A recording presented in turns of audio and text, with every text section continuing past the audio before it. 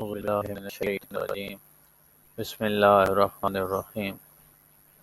صبر ایک نفسیاتی حالت ہے جس کے سب انسان بڑی سے بڑی مشکل و مصیبت کے سامنے سینہ سپر ہو جاتا ہے۔ چنانچہ امیر المومنین حضرت علی علیہ السلام سے نقل ہوا ہے، وَالصَّبْرُ زِینَةُ الْبَلَاءِ، صبر بلا و مصیبت کی زینت ہے،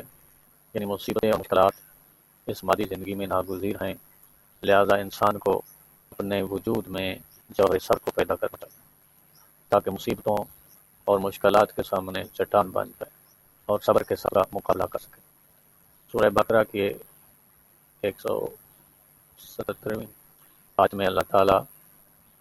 نئے کام کرنے والوں کی کچھ خصوصیات بیان کرتے ہیں۔ بسم اللہ الرحمن الرحیم، والموفون بعہدہم اذا عاہدوا والصابرین فی البأساء والضراء وحین الباس اولئک الذین صدقوا واولئک هم المتقون۔ دراصل نیک لوگ تو وہ ہوتے ہیں کہ جب کوئی عہد کر لیں تو اپنا عہد و پیمان پورا کرتے ہیں، اور تنگدستی ہو یا بیماری اور تکلیف ہو یا ہنگام جنگ ہو،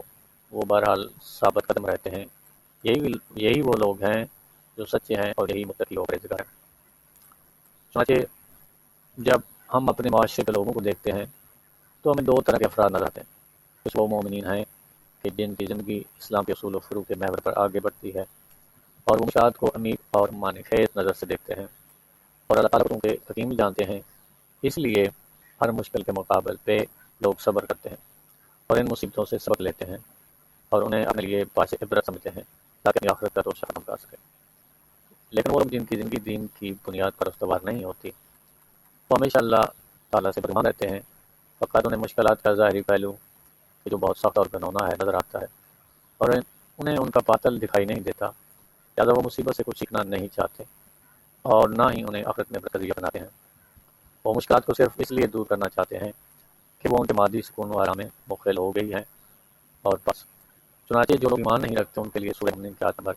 75، 76 اور 77 میں ارشاد ہوتا ہے، اور اگر ہم ان پر رحم کریں اور جس تکلیف میں مبتلا ہیں وہ بھی دور کرتے ہیں تو بھی یہ لوگ اپنی سرکشی میں اندھاتون بڑھتے جائیں گے، اور ہم نے انہیں سزا میں گرفتار بھی کیا، مگر وہ پھر بھی اپنے پروردگار کے سامنے نہ جھکنے اور نہ تضرع کی، یہاں تک کہ جب ہم ان پر سخت عذاب کا دروازہ کھول دیں گے تو وہ ایک دم نا امید ہو جائیں گے۔ جب انسان اپنے مال یا اولاد کو کھو دیتا ہے یا اس کے جسم کو کوئی نقصان ہوتا ہے، وہ اداس ہو جاتا ہے اور اس کی طبیعت ملول ہو جاتی ہے۔ یہ ایک طبیعی امر ہے، لیکن مصیبت و مشکل سے روبرو ہونے کا مومن اور غیر مومن کا انداز الگ ہوتا ہے۔ مومن کا غم، دکھ، درد وقتی ہوتا ہے چونکہ اس کا دامن صبر سے بھرا ہوتا ہے اور وہ خدا پر توکل کرتا ہے، لیکن چونکہ کافر کا اللہ پر اعتقاد نہیں ہوتا تاکہ وہ صبر کر سکے اور اسے دنیا اور آخرت میں اس کی بھرپائی کا خیال نہیں ہوتا، اور نہ خدا انہیں اپنے خدا پر توکل ہوتا ہے۔ مصیبت کے وقت صبر کرنے سے انسان کو یہ پتہ چلتا ہے کہ یہ شخص کتنا با ایمان ہے، کیونکہ صبر کا ایمان سے گہرا رابطہ ہوتا ہے، جیسا کہ امیر المومنین حضرت علی علیہ السلام کا ارشاد گرامی ہے، ایمان سے صبر کی وہی نسبت ہے جو جسم کی سر سے ہوتی ہے، بس جس کے پاس صبر نہیں ہوتا اس کے پاس ایمان نہیں ہوتا۔ اس طرح انسان کی پہچان اس کے سر سے ہوتی ہے، اسی طرح ایمان کو صبر سے پہچانا جاتا ہے۔ اگر انسان کے جسم سے سر غائب ہو جائے تو اسے پہچاننا مشکل ہو جاتا ہے، اسی طرح اگر کسی کے پاس صبر نہ ہو تو اس کے بارے میں یہ دریافت کرنا مشکل ہو جاتا ہے کہ یہ صاحب ایمان سے بھی ہے کہ نہیں۔ اور اسی حقیقت کی طرف صادق آل محمد علیہ السلام کا یہ فرمان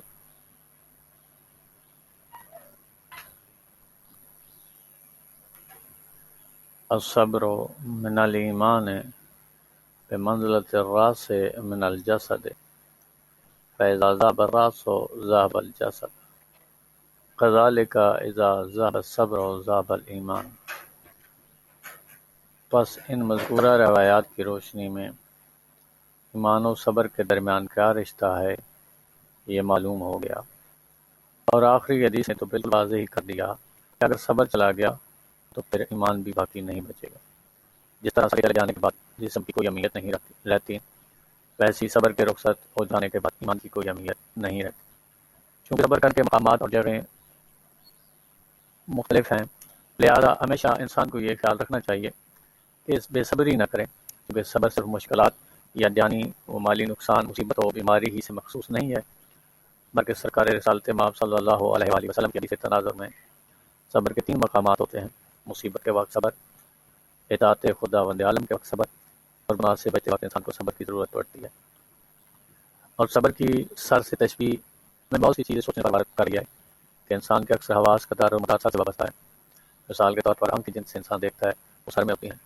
کان جن سے انسان سنتا ہے وہ سر میں ہوتے ہیں، زبان جس سے انسان اچھے برے ذائقہ کو چکھتا ہے وہ سر میں ہوتی ہے، اور مغز جو تمام بدن کے اعلیٰ کا سردار ہوتا ہے۔ لہٰذا اگر انسان کے بدن سے اس کا سر جدا ہو جائے تمام اعضائے بدن اپنا کام کرنا چھوڑ دیں گے۔